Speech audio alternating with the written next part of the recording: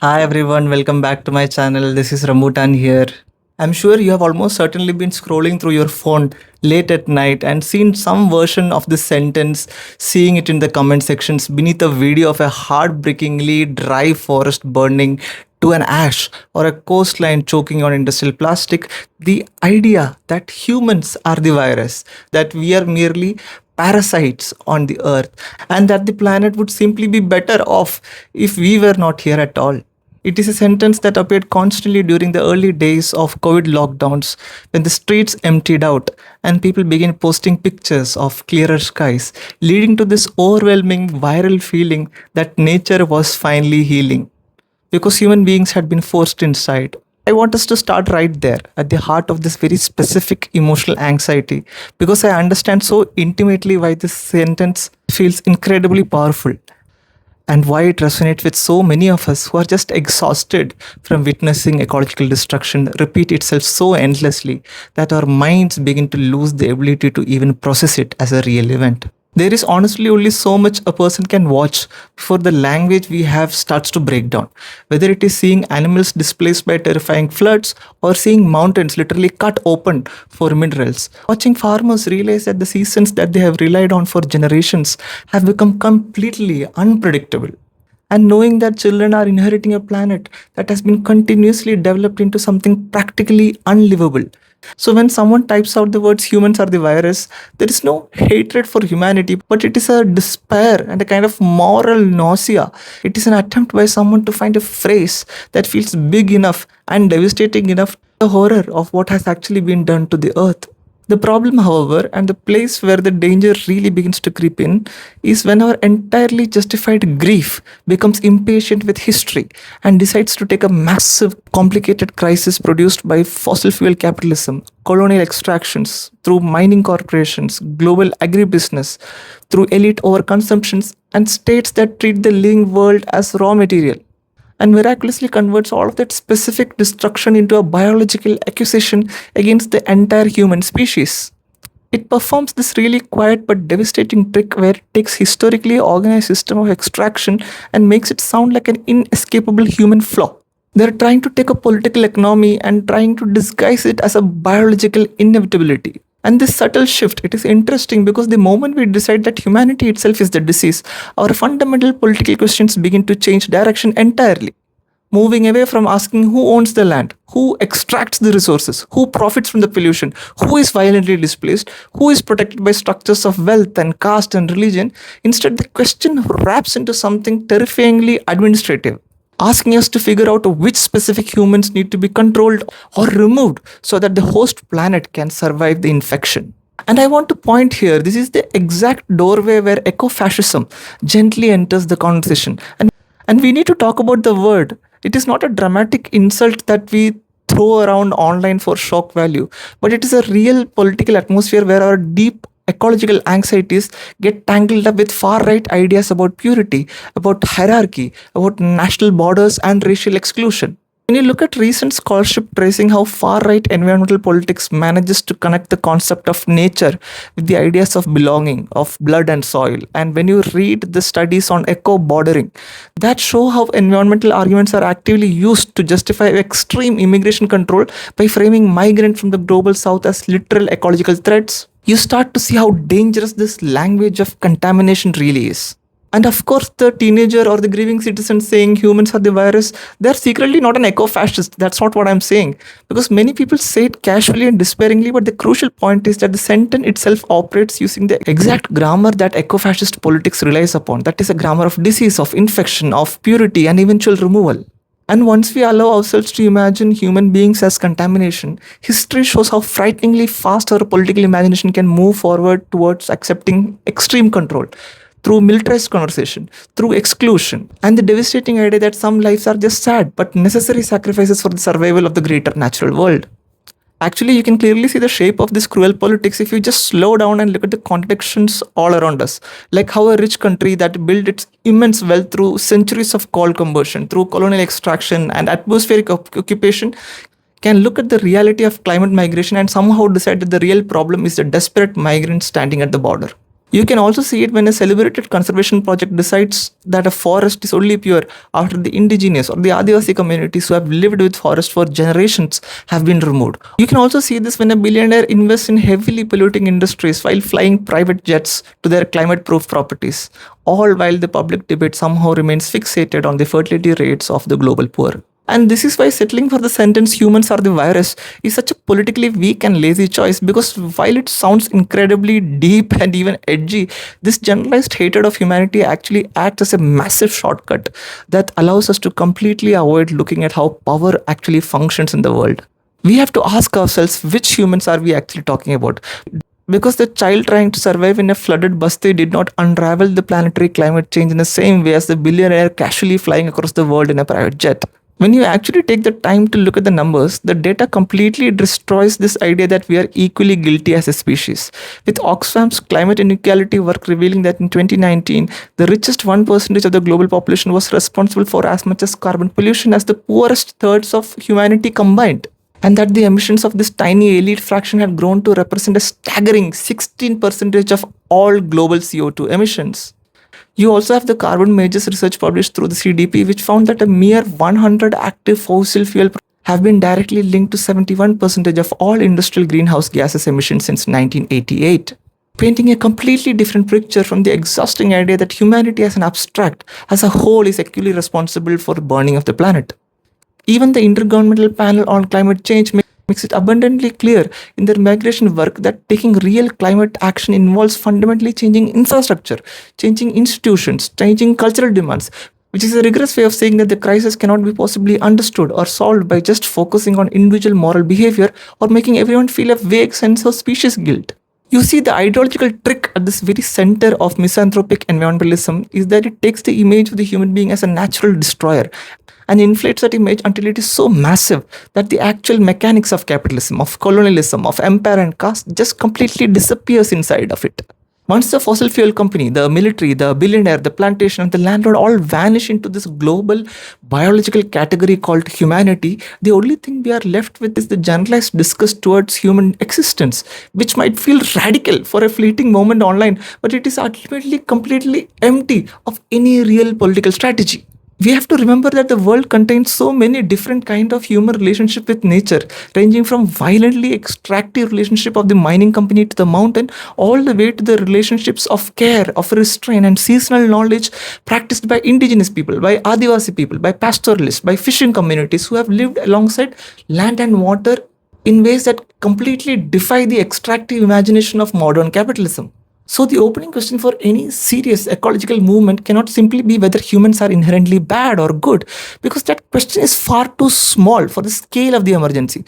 Instead, we have to ask which specific forms of human life have been organized through violent extractions. Which systems have taught us to treat the land as property, water as a commodity, workers' body as entirely disposable.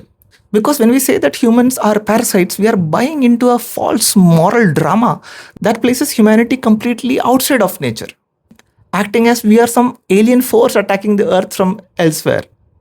But the truth is, we are also part of earth. We are bodies made from water, from grain, air, bacteria, from stardust, and memory, and breathing through forests and eating through the soil. The actual crisis is that one highly specific historical order, which goes by names like fossil capital or colonial modernity or caste class development, that has violently taught a certain group of human beings to live as if they are entirely separate and superior to the very living systems that sustain their existence. Calling this massive organized system humanity gives those in power the ultimate escape route, because a multinational corporation cannot be held responsible when everyone is told that they are guilty in the same way. And a billionaire cannot be held accountable when the poorest people on the earth are treated as equally parasitic. And that's the trap. This is exactly why placing the blame on the entire species of humankind is so incredibly useful to those in power, because even when it sounds like a radical critique of establishment, it generates a tremendous amount of anger without giving any clear direction, creating a sense of despair without ever identifying the actual enemy. This brings us to why doomer environmentalism has become such an incredibly seductive force on the internet. Doomer environmentalism means environment is doomed, there is nothing we can do, there is no possibility of hope. Doomer thinking is basically fatalistic. It is the fate, we have no control. This kind of doomer environmentalism offers people the comforting illusion of being brazenly honest by telling them that everything is already over, that the collapse is an absolute certainty, and continuing to hope or organize is just childish naivety. And that kind of despair can feel intensely intelligent. Scale of destruction makes any belief in the future look foolish. But we have to understand that despair, which refuses to analyze power, eventually just becomes a form of political surrender. And surrendering the future is never a neutral act. When large groups of people become convinced that absolutely nothing can be done, they are handing their entire future to the people who are already preparing the most brutal, exclusionary forms of survival, paving the way for hardened border regimes, the privatization of water through militarized conversation zones, and mostly luxurious climate-proof enclaves for the ultra-wealthy. The entire point of resisting the humans or the virus narrative is because it has already caused enough damage. That's my point. We have to keep our grief directly connected to historical reality, ensuring that our environmentalism remains inextricably linked to justice, so we can finally put an end to the kind of politics where the lives of marginalized are treated as an ecological burden, while the lives of elite remain fully protected by wealth, caste, and empire. When somebody casually drops that sentence that humans are the virus or the parasite, I want us to gently but firmly ask them to look at what has vanished from the statement, asking them where the corporation went, where the fuel company is hiding, where the caste order disappeared into, where the community actively resisting destruction is located within their worldview. Our planet desperately needs accountability, massive solidarity, and political clarity to name the extractive order as the actual disease so that we can finally begin the work of fighting it. Coming back, when we gently pull back the layers of ecofascism, it arrives speaking the surprisingly familiar language of protecting the land, suggesting that the nation is simply too full, that resources are strained by migrants. The beautiful forest must be saved from the very people who have lived inside them from centuries. We really have to understand ecofascism as an atmosphere of ecological fear that constantly searches for human contaminants, taking the very real, terrifying crisis of climate breakdown and spinning it into a narrative where the primary enemy is the migrant, the racialized poor, the indigenous person, the Dalit man, or the refugee seeking safety. Scholars at UConn point out that fascist groups are increasingly learning how to use environmental concerns to frame migrants as the root of environmental degradation, which is a warning that a lot of racist ideas can slip into our everyday environmental common sense if we do not recognize the dark political history behind them. Here we are talking about ecologically being cynically manipulated to make violent hierarchies feel completely natural, creating a moral stage where people are deemed as pure and native while others are named as invasive, excessive, entirely removable, parasites. Look at the obsessive language of purity. Ecofascist imagination loves the fantasy of an untouched, pristine nature, but we have to always ask whose touch is being erased to create that pristine image. As Joe Turner's incredibly useful work on eco-bordering demonstrates, immigration control is increasingly being framed as a form of environmental protection, hyper-visualizing migration from the global south as a massive threat to local environments while completely obscuring the colonial, racialized ideas about nature that actually drive the argument. What makes this dynamic so terrifying is that ecofascism fully accepts the idea that world is collapsing, then offers a very brutal exclusionary solution, telling citizens that they must harden their borders, they must control reproduction and abandon climate refuges in order to survive the coming scarcity. Unlike traditional climate denial, which tells people that everything is fine, there is no climate change, ecofascism validates the panic and then weaponizes it, teaching people to survive the crisis by becoming incredibly cruel to those who have the least. The International Center for Counterterrorism has specifically warned that eco-fascist propaganda is increasingly targeting young people who are justifiably disillusioned by the massive failure of governments to address the climate crisis, noting that we must closely track how the language of eugenics, racial purity, population panics spreads online. This is because fascist thinking circulates smoothly through everyday metaphors, through memes, online jokes about population collapse, and the casual normalized belief that certain groups of people are essentially ecological burdens. When Lisa Tilly and Max Hadji discusses how both eco-fascist and liberal forms of populationism end up discouraging reproductive injustice against indigenous women and women of color globally, they are showing us how the anxiety about climate mitigation can be laundered into respectable policy language that targets the bodily autonomy of the marginalized rather than confronting the massive system of imperial extraction. The respectable policy mood that politely suggests that the global south simply has too many people, or that the climate crisis is simply a crisis of numbers rather than a crisis of extraction, is engaging in a politics of displaced blame that protects the powerful. That's why when you hear someone say there are too many people in the world, it is important to ask who is visually appearing in their mind at that exact moment. Because I can guarantee you that they are not imagining billionaires. They are not imagining private jet terminals, massive luxury cruise ships, heavily air conditioned golf courses, or the incredibly carbon intensive portfolios of fossil fuel executives. The burden of being considered overpopulation always falls aggressively downward, landing squarely on the bodies of the brown and black people, the colonized, the racialized, the people living in crowded slums or refugee camps. It is about who is considered excess in the global economy. This logic is essentially a modernized version of Thomas Robert Malthus's old argument from 1798, which famously claimed that population would inevitably outrun food production, creating an emotional narrative that turns the social failures of hunger and poverty into an inescapable natural law. Emily Clancher Merchant's research makes it clear that environmental Malthusianism, the idea that population growth is the primary driver for ecosystem collapse, lacks any real scientific consensus. Yet it remains incredibly sticky because it allows the political imagination, especially of the right wing, to look at a hungry child and think population problem instead of thinking about landlessness or wage theft, about colonial history, about unequal food distribution. We have seen the horrific violence that occurs when the state adopts Malthusian logic, especially in India during emergency between 1978 and 1977. When the government pursued a coercive sterilization campaign that resulted in 6.2 million men undergoing vasectomies in a single year, driven by the belief that population had to be controlled for the sake of development, heavily supported by international loans from institutions like World Bank. Once the poor are reduced to mere numbers that need to be erased to relieve environmental or economic pressures, the state begins to review human body purely as development targets, turning the reproductive lives of the marginalized into a raw material for population policy. And that's my point. We have to make reproductive justice central to any sort of serious climate politics. Ensuring that people have the absolute right to have children, not to have children, raise their families in safe, dignified condition, which is the complete opposite of a population control mindset that simply manages bodies for the convenience of those in power. If we truly believe that planet has limits and those limits need to be applied democratically to the absolute top of the system, forcing a reduction in fossil fuel extraction, luxury emission, corporate hoarding, this brings us to the danger of doomerism as an emotional response to all of this.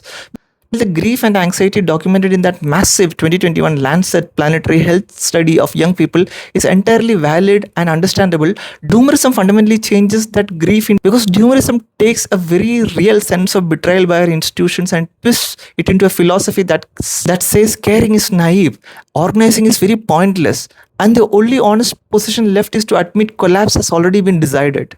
As Rob Nixon describes this concept of slow violence, the environmental harm suffered by the poor is often gradual. It is dispersed and invisible to the media, meaning that while people online are indulging in spectacular aesthetics of the apocalypse, marginalized communities are still forced to engage in the everyday slow labor of surviving, of caring, repairing their worlds. Michael Mann has urgently warned that climate doomism actually obstructs meaningful actions just as climate denial does, because warming can still be limited through organized struggle, and giving up fighting only leaves those in power far more comfortable than they ever deserve to be. Rebecca Solnit reminds us beautifully that hope is not a guarantee that everything will be fine, but rather an absolute moral obligation to the future. Because as long as the future is not fully written, our collective action still carries immense meaning, providing us with solidarity we need to turn isolating grief into community resilience. We see the same exclusionary logic formalized in fortress conservation, a model that imagines nature can only be healthy if it is completely emptied of human presence, specifically the indigenous Adivasi pastoralist communities whose relationship with the land is suddenly criminalized as encroachment. The United Nations has repeatedly highlighted how these mainstream conservation efforts routinely violate the rights of indigenous peoples, evicting them from territories they have carefully managed for generations. In India, despite the legal promises of the Forest Rights Acts of 2006, we constantly see a painful dynamic where tribal communities are violently pushed out of their ancestral forests, while wealthy tourists in safari jeeps are welcomed inside, creating a hypocritical system where the Adivasi family is deemed as a disturbance but the luxury eco resort is branded as sustainable. The devastating story of the Jainu Kuruba people in Karnataka's Nagarhole Tiger Reserve, who were evicted from their sacred lands and pushed into exploitative plant labor, illustrates how conservation can become a struggle for memory and belonging, tearing apart the ecological and cultural fabric of a community. When this dynamic merges with modern carbon market, we see the rise of green colonialism, where the land in the global south is grabbed to serve as carbon offsets for polluting corporations in the global north, fundamentally keeping the extractive structure entirely intact under the guise of environmentalism. Against this, we must look at the models of community-led conservations, like the Gond village of Pachagaon in Maharashtra, where securing community forest rights over bamboo forests actually led to sustainable livelihoods, reduced migrations, strong ecological governments led by people themselves rather than imposed by the state. Because we are speaking from the context of India, our understanding of ecology has to confront the reality of caste. Because caste is also a meticulously brutal ecological arrangement that dictates exactly whose bodies are forced to absorb the waste, to absorb the heat, pollution of society. The horrific practice of manual scavenging, where Dalit workers, Safai Karmacharis, are routinely sent to toxic sewers and septic tanks facing lethal risks, immense social stigma, is the clearest example of how modern society relies on caste as its actual sanitization infrastructure. Even as the state claims to have abolished this practice, parliamentary records acknowledge hundreds of deaths from hazardous cleaning of sewers between 2019 and 2023, and to say that humans are parasites while completely ignoring the Dalit worker whose body is forced to clean up cities' metabolic waste is a sort of moral failure, because the person cleaning the drain did not create the ecological crisis. The system that forces them into the sewer did. And this stratification determines every single climate impact we face. Think about heat waves. Organizations like CEW emphasize that heat risk is a combination of hazard, exposure, social vulnerability, meaning that the suffering depends entirely on whether you are an informal bricklane worker forced to labor without a break under the blazing sun or someone sitting in an air-conditioned room. Urban flooding is similarly structured by class and real estate, where a basti built on destroyed wetlands is submerged in toxic water and then blamed for enroaching, while a wealthy neighborhood relies on heavy pumps and insurance to survive. And that's my point. Anti-caste ecology demands that we stop viewing environmental damage as a universal human failing and instead ask who is forced to live inside the waste of others, who is displaced by the mines, who is carrying the immense unpaid labor of care work, largely women, when public systems entirely fail. Ultimately, the political language we desperately need is not the language of purity or misanthropy or eventual extinction, but the arduous democratic language of repair and climate justice. The IPCC's Working Group 2 report explicitly states that vulnerability to climate change is completely determined by social, economic, and political structures like inequality, colonialism, marginalization, meaning our climate politics has to address power from the very beginning. And what this means is embracing an anti-capitalist environmentalism that rejects the idea that we can simply buy our way out of this crisis through green consumerism and privatization, and instead supporting a just transition as defined by the International Labour Organization that guarantees decent work and safety for all the workers moving away from fossil capital. It means fighting for food sovereignty as championed by La Via Campesina, ensuring communities have the right to define their own ecologically sound agricultural system rather than relying on extractive corporate monopolies. It means looking at the overwhelming evidence presented by IPBS showing that indigenous managed lands have significantly slower rates of biodiversity declines and making the defense of indigenous sovereignty central to our climate strategy. It also means drawing on the insights of scholars like John Bellamy Foster's, whose work on metabolic rift helps us understand how capitalism fundamentally ruptures our relationship with Earth, realizing that eco-socialism must be deeply anti-caste to be truly effective in India.